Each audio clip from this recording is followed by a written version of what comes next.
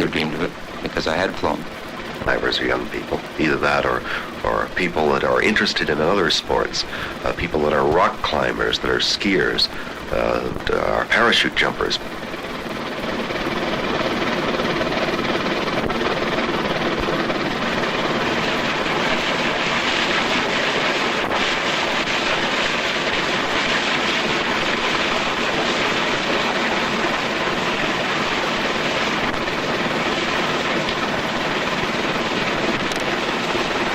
Going underwater for the first time, to really exist underwater, is to be born again, because you have to learn to see again, you have to learn to breathe again, and with the flippers you have to learn, it's just like learning to walk all over again, and stands you to very little avail. I think diving is a sensation sport. It's not a spectator sport because there are things that happen when you dive that you can't describe.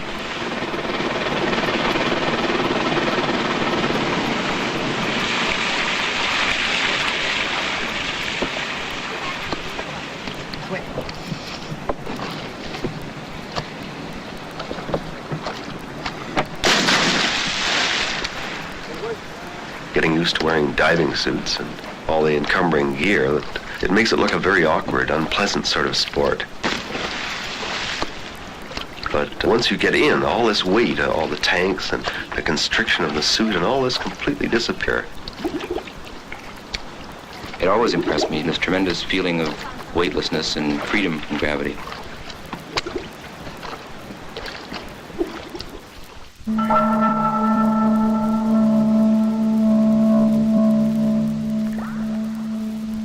This feeling of being completely detached, of being suspended almost.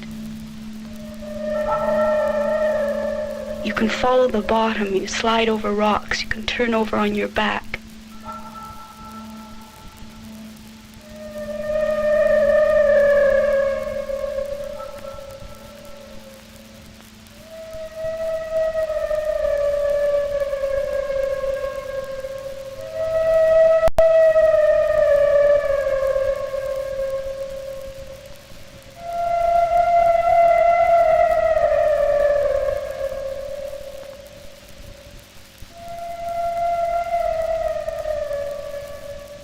And then all around this silence, but it's an elusive, it's actually a false silence because you realize that life and death sort of goes on there too.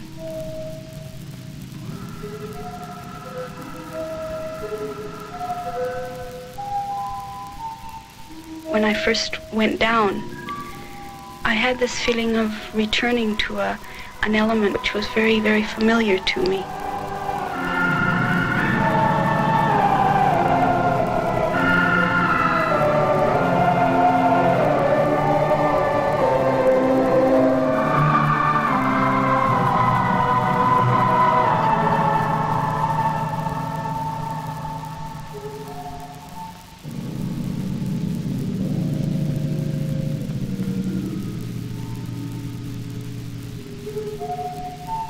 This feeling of timelessness. Life underwater goes on and on. It's the diver who brings the element of time because he's dependent on his air supply. When this is exhausted, he has to return to his own world.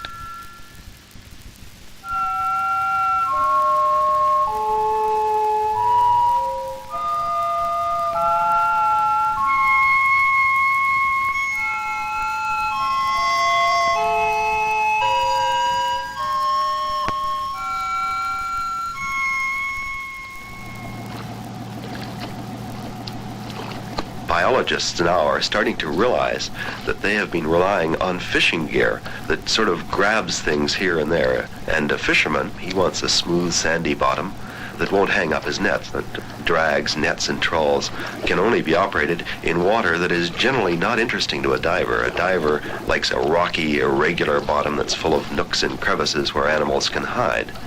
So divers who are interested in biology are making really significant discoveries. They're finding animals in numbers that were never found before.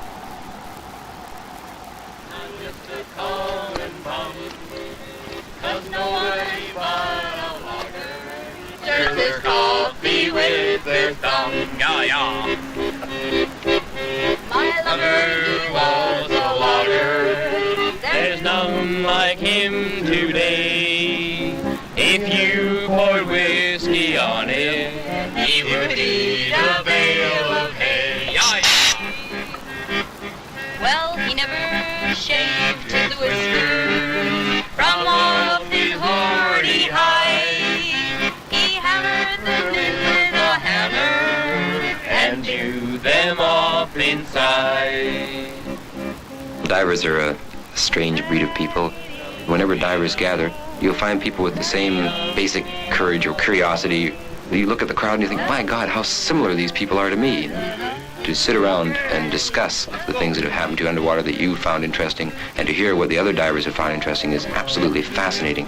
For instance, I've heard divers talk about things that they've observed, the behavior of animals, octopus, wolf eels, this sort of thing, that the foremost zoologists and biologists have never observed and will never be able to observe.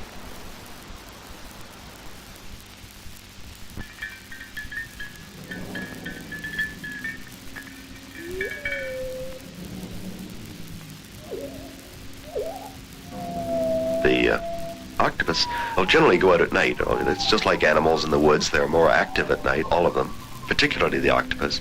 And it will go out and roam around at night, and it collects clams and mussels, particularly crabs, if there are any crabs in the area. They're very intelligent, I'm told, and by looking in their eyes, you can see the intelligence there.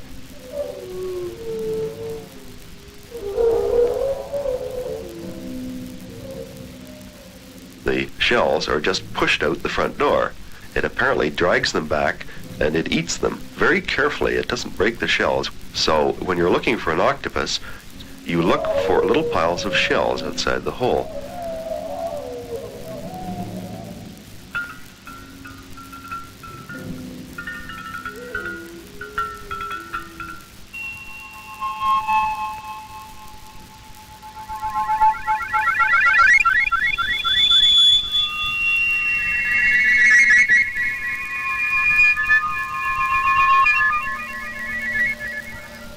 I wouldn't feel too happy about going down by myself because so many things can happen. But when you're diving with someone else, this other person can notice that something's going wrong with you and pull you up out of this danger. This, perhaps, is the reason that divers are unlike any other kind of people you'll ever find. Because when they work together underwater, it's not just company on a job, it's somebody whom your life depends on at all times. Underwater, when accidents happen, the difference between life and death may be just seconds.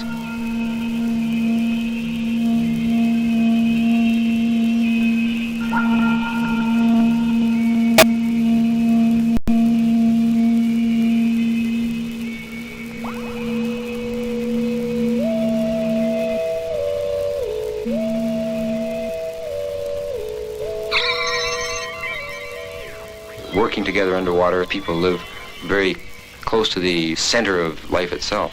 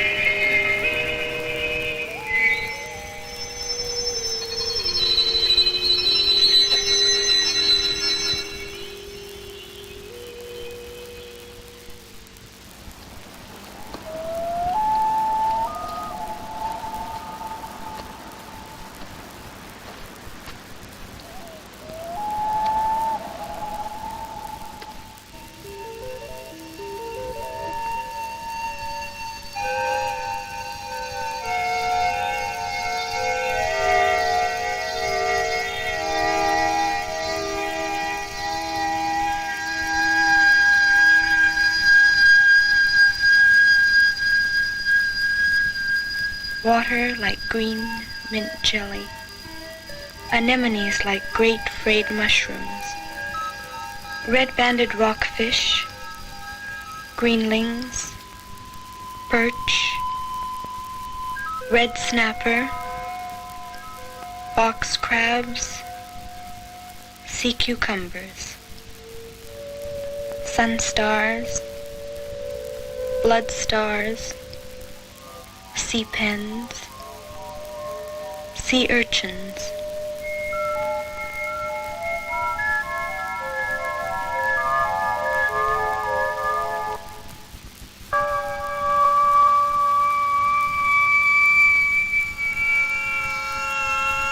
The wolf eel is a lethargic fish.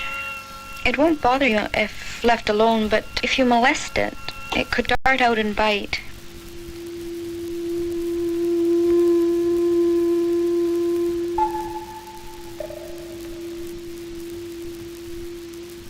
You have to drug the wolf eel before it's safe to capture it. And even then, you don't pull it out with your hands.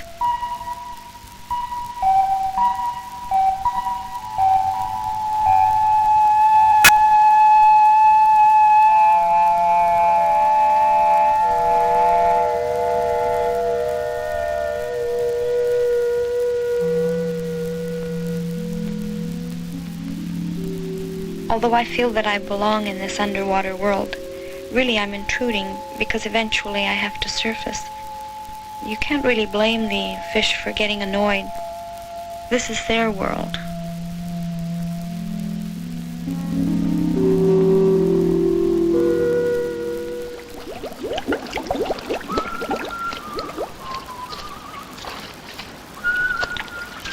Some people feel a tremendous revulsion towards things like wolf eels and octopus. I don't feel this way at all because in nature there's neither ugliness nor beauty. It's man that judges things and calls them ugly or beautiful.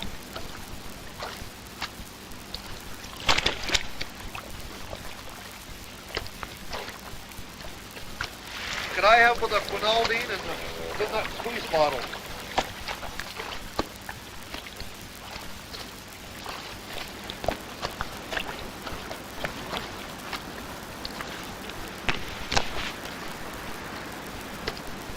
There are probably a great many more octopus here than we ever see. They're a very hard animal to find, and they can change color instantly. It can turn almost any shade of red or reddish brown right through to a dead white, a shell color. A very big octopus can just ooze through a crack, perhaps the size of your fist or a little smaller. And this way you can get insinuated in little cracks and crevices. You can be swimming down and looking into a cave, and a pair of eyes will look right back out. You know, it's just very similar to looking through a keyhole and finding an eye on the other side. The way we capture them is we take an irritant, generally copper sulfate, and emit a cloud of sulfate immediately in front of the cave until he realizes that as fast as he blows it out, it's coming back in, and finally he'll come out and have a look around.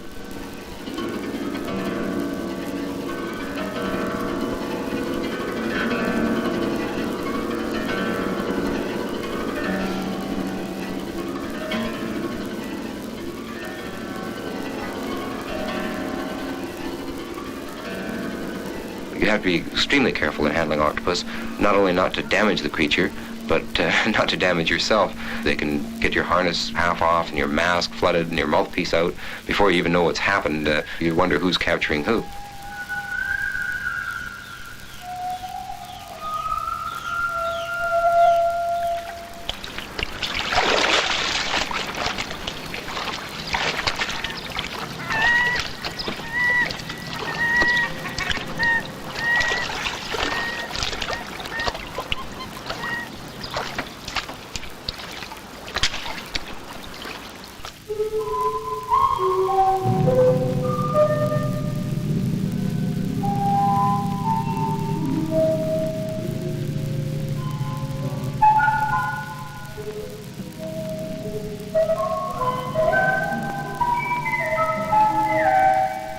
I like to think that these are the same kind of people that pushed west, because actually divers are going down and they're opening new frontiers. They say that space is the last frontier. I think that the underwater world is the last frontier here on Earth.